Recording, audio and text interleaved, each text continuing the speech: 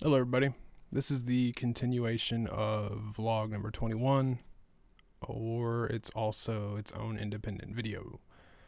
If you watched the vlog if you are still watching the vlog, then you understand. But if you didn't watch the vlog, I talked about how I was going to separate this into two videos. One being the vlog with this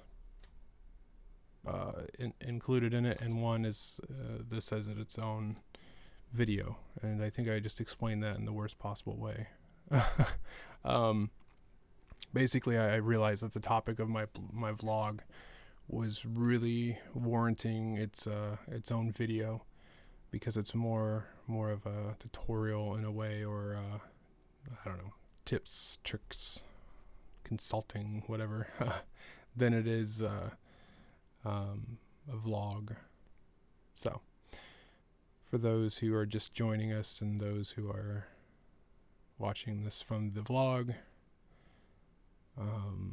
here we go. I'll note now, for those who are not watching this from the vlog, that I mentioned in the vlog that today is a day that I've got a little bit of anxiety. And if you know anything about anxiety, you don't really know why you have it. You just have it. So, you're going to see a lot of cuts, lots of transitions.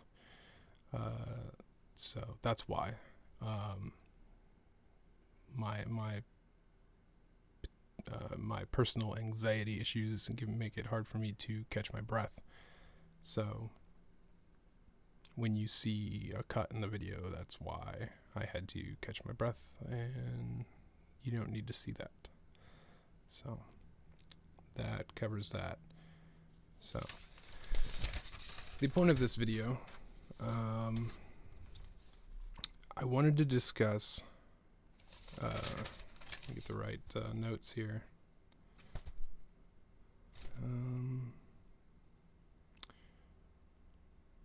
Marketing, and marketing more in the sense of branding. And I'll give a disclaimer right now. These are just tips. I'm not necessarily teaching you any specific marketing or whatever. Either way, bottom line, I didn't go to school for marketing. I went to school for graphic design, which there's a little bit of marketing learned within that, and I did take a marketing class, but I am by no means a marketing specialist as far as a school is concerned, or I don't have a piece of paper on my wall that says that. So these things I'm about to talk about, these are 100% from my experience, trial and error. So if anything, this is from my degree from the University of Trial and Error. At least I found that funny. So one thing I wanted to talk about was consistency. And before I dive into that, I'll say that I came up with this idea to talk about this because we're doing some things now with the digital craft that kind of fall into this category of things that I have on our notes here, which are out of focus there. Well, whatever. Anyway, we're doing things like adding forums, so another part to the website. I'm thinking of doing a radio broadcast once a week online. I've added some people to the team to do various things, but more specifically at the moment, help with the forums, to moderate them. All these things require some marketing consideration as far as branding. So really the topic is marketing by way of branding, and making sure you take steps to do that correctly, to make sure that your brand stays intact as well as possible. Now, these points I'm going to go over do not necessarily, they're not necessarily in the order of importance. I think they're all equally important. So the first point I have is consistency. Consistency with how you present yourself in a branding fashion. And if I'm not very clear on, or if you're not very clear on what I mean by branding, I'm talking about logos. That's the most simplest form of a brand. But many people don't realize there's a lot to a brand. In our case, which I'm going to use as our primary example because it makes sense. I am part of the brand of the digital craft. I'm the only one right now, or well, at least up until I added these couple of people, I'm the only one involved in the digital craft. And since I've started doing these vlogs and some videos where I'm not just sitting behind a computer screen and you're only hearing my voice, you're now seeing me, and I am part of that brand now. My face is part of that brand. I may not be, I don't know, insert Hollywood celebrity name here. I might not be Brad Pitt, Channing Tatum, whatever his name is, But either way, it doesn't matter. I could look like a car ran over my face, but that doesn't change the fact that I'm part of the brand. So consistency with me is important. How I present myself. So one of the examples I've noted here for consistency is just with the vlogs alone, which I haven't done a very good job with, and I'm working on correcting that as our viewers are increasing. I have to start making, taking these things into consideration, and now is a good time. So going with the vlog example, the format I discussed in the vlog, which if you didn't watch the vlog, you're just watching this video. I discussed that I'm going to start implementing a format to the vlog, which it's a very simple format. I don't like being constrained to too much. I like the ability to kind of go off on my own to some degree. But I at least decided that I'm going to start with an intro, and that could be anything from a joke that may or may not be funny. Next thing I'm going to do is run through some updates if I have them. Third thing would be the actual topic of the vlog or topics, which in this case, what I'm doing right now is the topic. So generally, and usually this would be in the vlog, but I did think that this was going to be a longer discussion, so I felt it warranted its own video. And then lastly, my exit or outro, whatever that is. Could just be me saying thanks for watching, or I'll sing and dance or something. Either way, that's important. That's having some consistency will help me gain loyal viewers of these vlogs. I know my vlogs aren't as popular as my tutorials, but they are popular. I get enough of views that they're worth it. It helps personalize the digital craft. It puts a face to it.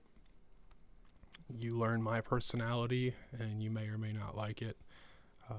But either way, it helps to make it not just look like some humanless machine. Anyway, so that format helps. The other thing, production is important. And with the vlogs, when I started, it was more of a test. I really didn't want to ever put my face on camera. It's just not. It's not something I've ever really been comfortable with. For instance, in the vlog, brought up again, which I've brought up in another vlog, that I wear makeup when I do these vlogs because I have horrendous dark circles. One, because I'm just one of those unlucky people that have them naturally, and two, I live a lifestyle that kind of works to enhance the dark circles, the long hours and coffee and monsters and tobacco and all that fun stuff doesn't help any. So in order to for lack of better terms, not look like a junkie, I've been learning the art of makeup, and I'll just throw this out here now. It's only on underneath my eyes, and I don't do it for any other reason than the videos. Not that there's anything wrong with men wearing makeup, but I'm not one who does that. Anyway, but that's something important. The fact that I do it, I need to keep doing it, because it's gonna look kind of strange if I just decide to stop doing that, or some videos I get lazy and I don't, and so sometimes you'll see horrible dark circles, and I'll look. It changes my appearance. I could be happy as all get out, but you're not gonna get that appearance from me because of that. So I have to stay consistent. Because that changes the view of me, which then changes the view of my organization or company or whatever we want to call it. So that's important. Along with production, you might now notice that the last couple of vlogs I've kind of stuck with an angle. When I first started doing these vlogs, I was using my HD camcorders. They're just consumer level. They look halfway decent, but they're not awesome. But right now I'm using my DSLR camera, which is essentially a still camera, but it does shoot HD video, and with decent lighting, which I'm still working on. You can see some shadows that I want to eliminate eventually. With some better lighting, but there's a lens on here that just cannot be beat with those consumer cameras. So another thing I've done is I've set that camera up on a tripod that's actually a good 4 feet maybe or more raised above my desk, which is why you can kind of see that I'm looking up. And the reason I did that is because I have a monitor, a TV that is attached to the wall up above my other computer monitors, and that is, right now I'm looking at myself on the screen, and that's important to me because I can control facial expressions and things like that. I have an idea. I know exactly what I look like and what my surroundings look like and everything like that, which is important. It's consistency. So you're gonna see that that's how my vlogs are gonna be from now on. I mean, unless I decide to do something where I'm gonna do a vlog from another location or something like that, then I might switch back to the other cameras. But as long as my vlog is here in my office at my desk, it's going to be just like this, at this angle. And I like this angle because, along with the lens, because the lens has such a great focus that I stay in focus and what's behind me is not in focus. And one, that brings me to the forefront, and two, it brings whatever's behind me just out of the picture. It's just blurry. I could have rotting food behind me and you wouldn't really know it. So it helps that I don't have to worry if my office gets a little messy or something like that. I don't have to do a bunch of cleanup really quick before I do my video, or at the same time, Um, I'm not going to do my video, or if I did my video like without cleaning up, then there's more consistency issues there. I've now got a dirty desk behind me, and that doesn't help. So my next point, which we've already kind of merged into, was it was supposed to be vlog, then talk about the digital craft itself. But my example of the digital craft, visual branding, the graphics, the logo and color scheme has to stay the same. Now, companies change their logos and branding all the time. Now, that does not mean they change it often. And there's a reason for that. You have to have consistency. Now, you also have to stick with the times, and you also have to pay attention to trends and things like that. Those of you who have been with us for a while may have noticed that, or may know that our logo we use now was not the original logo. The original logo, which even before you guys started watching and someone made a comment about it looking like a butt, we already knew that. My friends and I, and even my wife, we labeled it the butt logo. It was supposed to look like a piece of fruit, like the fruit of knowledge. And I was trying to do it in a way that didn't infringe on any copyright with Apple. But in the process, I made a butt with a leaf. So I had to change the logo. But now I'm going to stick with that logo for a long time. And I have to make sure that I use that logo and I use colors and fonts and things like that all the same whenever I do something. I can't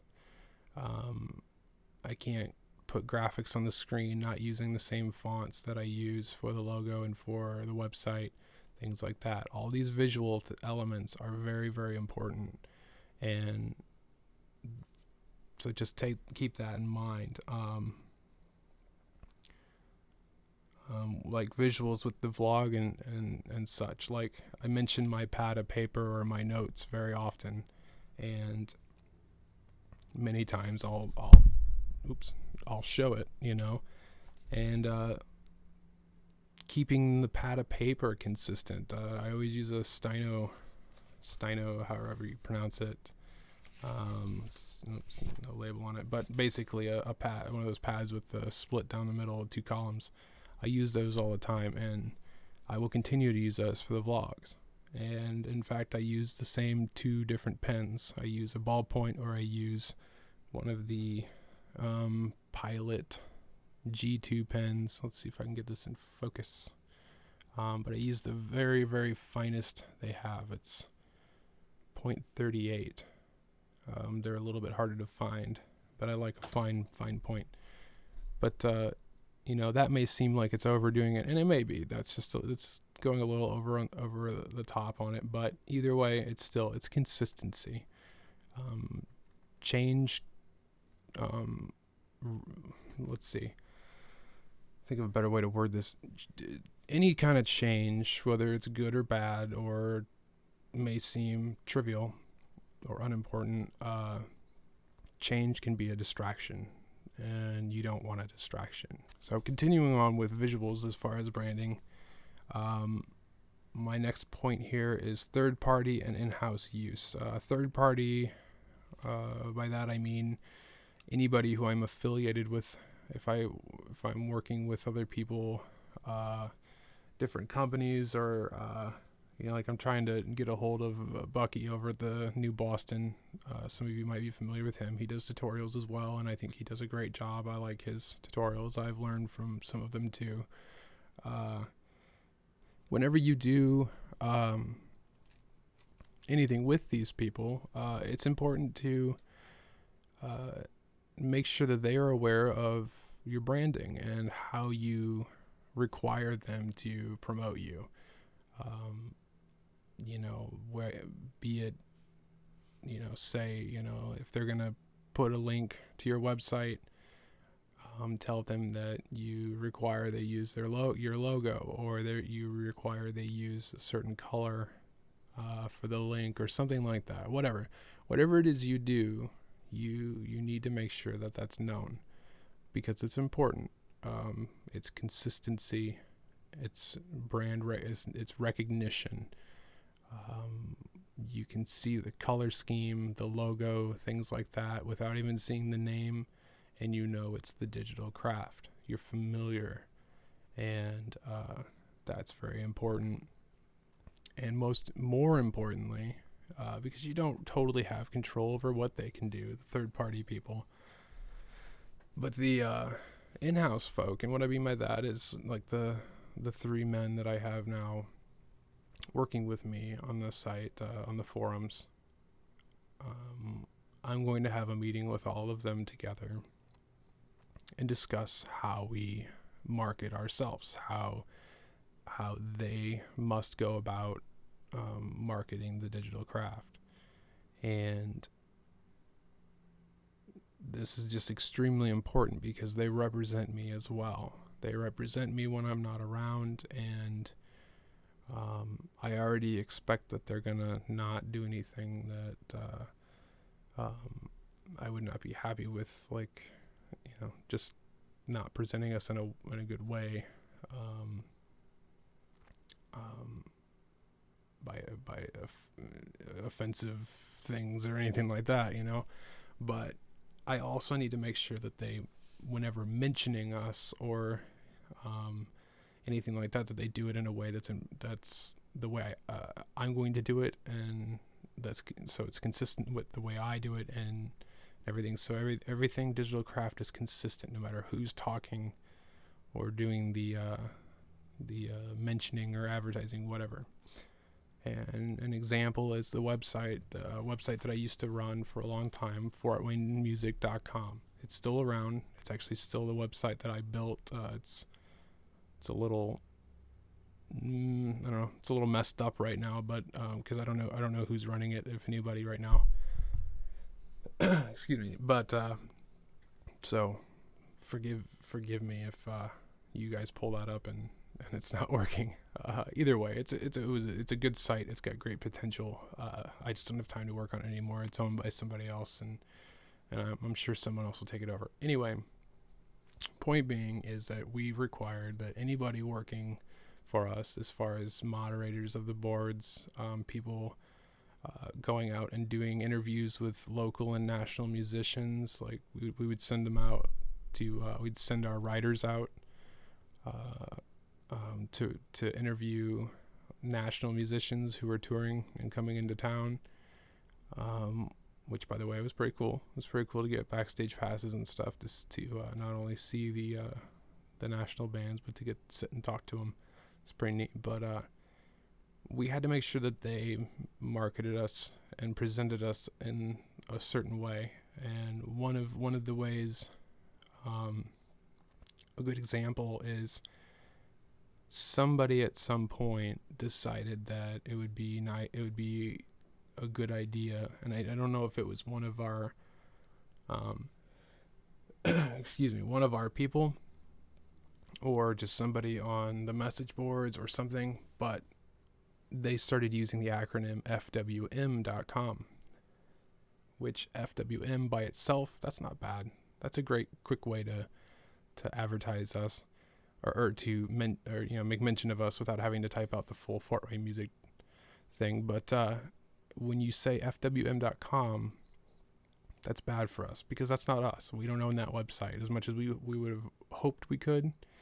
We do not. That's something totally different, and we run the risk of people going there, especially if someone's, you get a lot of people who get excited, and similar to the people that are helping me right now, they want to be involved, they're excited, and that's awesome.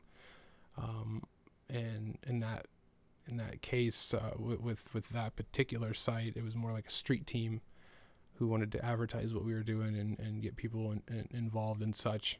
And if they're going to go out and use the acronym FWM.com, that does us absolutely no good. That sends people to something completely different, and it doesn't just not do us, get us any new visitors, but it also could do potential damage in many ways. One being that we're presenting ourselves as another entity, So that's not good. I mean, if I walked around and said that I'm Google,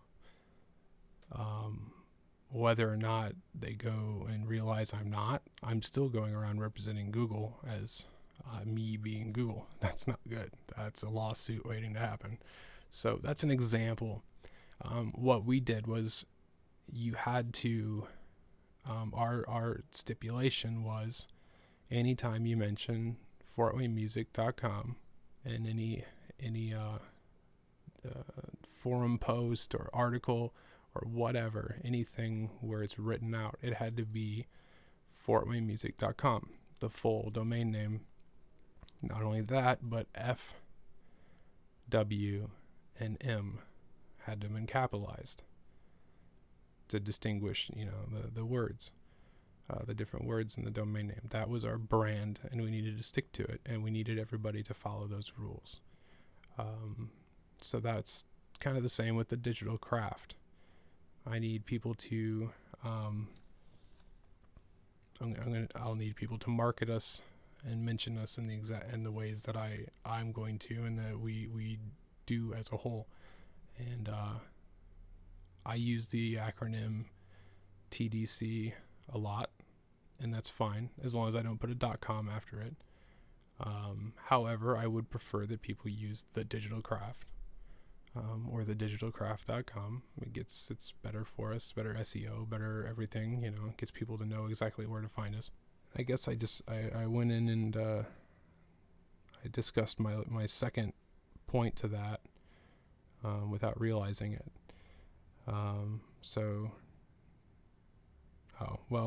My second point was auditory and text branding, marketing, whatever.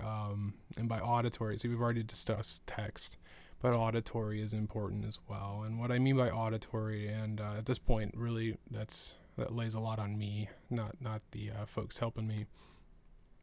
The vlogs and the videos are a perfect example. My actions, my tone of voice, and all that, consistency in it, not just consistency, but the quality of it. I need to be careful. I need to make sure that I'm always in a positive mood with my voice. I could be extremely pissed off right now, and you can't know that. I don't want you to know that. So, because that doesn't do anybody any good. And in fact, to be honest, if I'm pissed off, I wouldn't do a vlog. But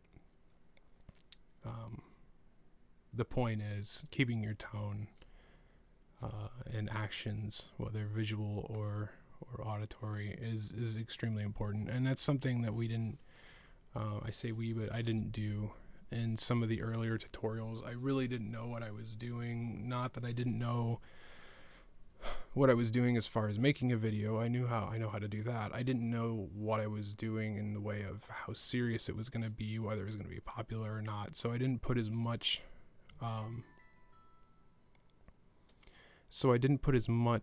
thought into the overall quality of things and hold on, my phones are beeping at me. I think they're all done. So I didn't put as much interest into the overall quality of things. I swapped out mics a lot. I used different mics on different videos. Sometimes I use this one with the nice studio mic that gives that radio feel. And sometimes I would just use the mic that's on my webcam. And that's for the tutorials. And then for the vlogs, sometimes I'd use the camera's microphone, and sometimes I'd use this microphone. Sometimes I didn't have a choice. Sometimes this recording would fail, and I'd have to rely on the camera's audio, which I think happened on the last vlog. I had to use this camera's audio as a backup. Usually I only use it as a way to sync up my audio that I've recorded separately. It's a good way to sync things up really quick to the video. But so as I've gone as we've grown and I've grown with this stuff, and I realized that there is a lot of potential here, and people are taking a liking to what I'm doing. The brand is becoming more and more important, and the consistency of it is more and more important.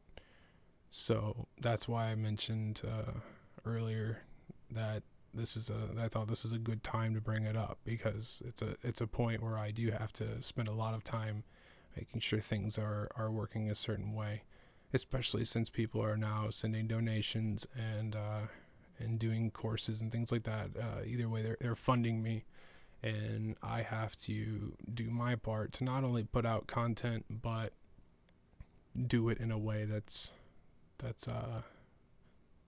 up to par with my standards. I know how to put out a good video, so why wouldn't I? And that's important. So the tutorials will start having more consistency with how long they go. There won't be any more series where video 1 is 20 minutes and video 2 is an hour and a half, things like that. I'm going to cut things up to be more consistent. The vocals, as long as things don't fail as far as the recording, most times they should all be done with this mic. In fact, I may have to just bite the bullet and redo the tutorial should something fail, because I want to keep that consistency.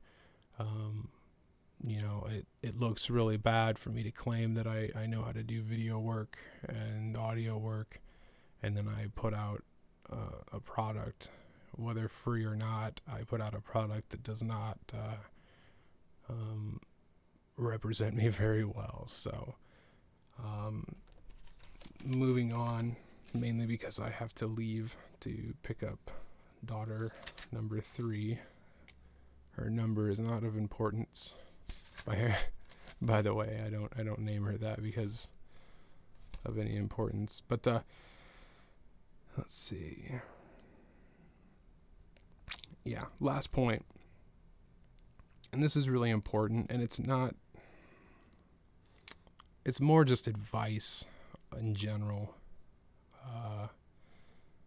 And that is, stay away from issues that can place you on a side of the fence. And if you're not familiar with that term, I know that so a lot of my viewers are not from the U.S. So if that term isn't or that analogy or whatever you call it is not known, basically politics, religion, things like that. Try to stay away from publicly or in a group setting or even privately with people involved in your business. If I was talking to somebody in a private tutorial, it's important to stay away from certain topics. I mean, you may find that you can get away with having a conversation and it's not going to affect anything, but just as a rule, be very careful. Your politics shouldn't be, and I'm just using that as an example, but your views in general should not have anything to do with what you're doing. Especially in my case right now, I'm teaching, and whether I'm a Nazi or just a free-loving hippie, whether I'm on one end of this extreme or the other, should not have any bearing on my ability to teach and your ability to learn from me, from what I'm teaching. The knowledge is important. So that's my tip to you if you're trying to run a business or an organization or anything, just in general, life in general. Sometimes it's really good to stay away from those topics. I've learned from experience that opening your mouth sometimes leads to people misunderstanding you, and especially with the internet, things can spiral out of control before you can even get a chance to respond. So just really, really pay attention to that. But that's the end of my little lecture rant, whatever. And like I said, my disclaimer. This is just experience. This is my own experience over the last 10, 12 years of doing things professionally in this field. And just being an internet user since I was a kid, one of the, I've been doing this since it wasn't cool. Since before, when I was doing it, you were a nerd if you were talking to people on the internet and things like that, and now it's just the normal. If you don't have a Facebook page, something's wrong with you, and that's where we're at these days. And I mean, geez, I got made fun of for playing video games online with people back when I was a kid, and now those same people, my same peers that made fun of me, I go to their house and they're sitting there on their Xbox with a headset on yelling at 12-year-olds because they screwed up their shot and didn't kill the sniper in their video games. It's just crazy. Anyway, that's all I got. I gotta pick up the kid.